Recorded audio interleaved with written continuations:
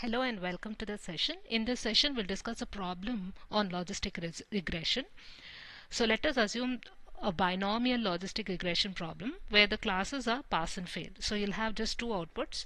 Either you have to say whether the class is passed or failed.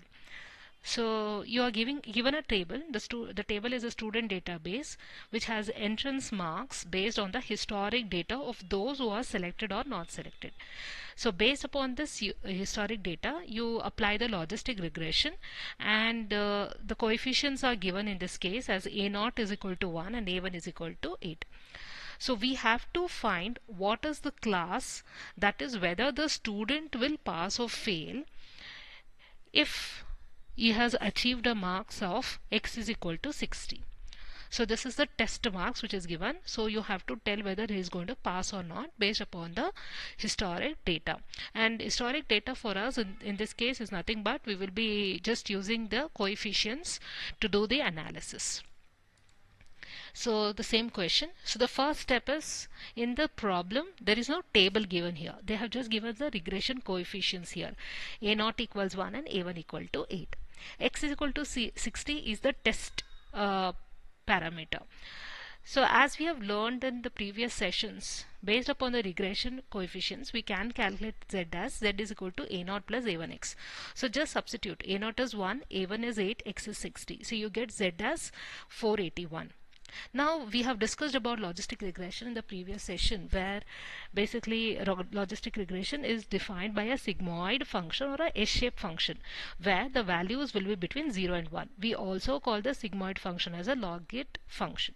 This is a curve of the logistic of the sigmoid function, right? On the x-axis you have the z, and on the y-axis you have sigma of z, which is 1 by 1 plus e bar of minus z.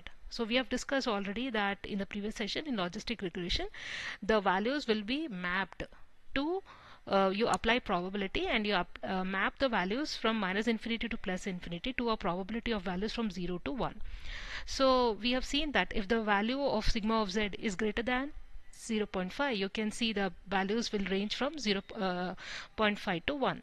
Otherwise it's less than 0.5 to 0. So as you go on up to infinity, the value will sigma of z will reach 1.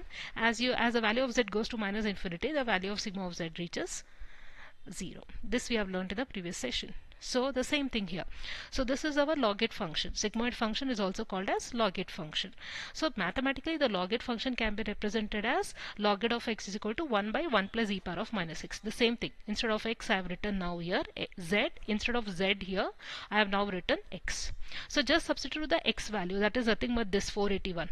So that is 1 by 1 plus e power of minus 481. 481 is nothing but the z value that I just calculated here. Just substitute. And when you calculate this exponential of minus 481, you calculate using your calculator, add 1 to it and take the and divide it by 1. So take the inverse. So what happens? You get 1 by 2.271, that is you get the y value as 0.44.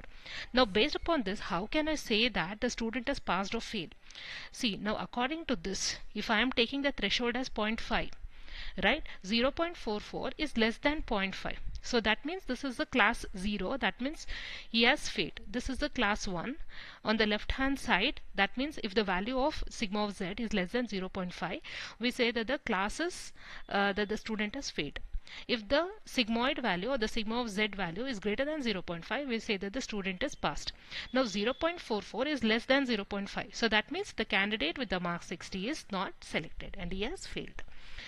So that's it for today's session. In the next session, we will discuss on the next topic, ridge, lasso and elastic net regression. Thank you so much and please subscribe to the channel.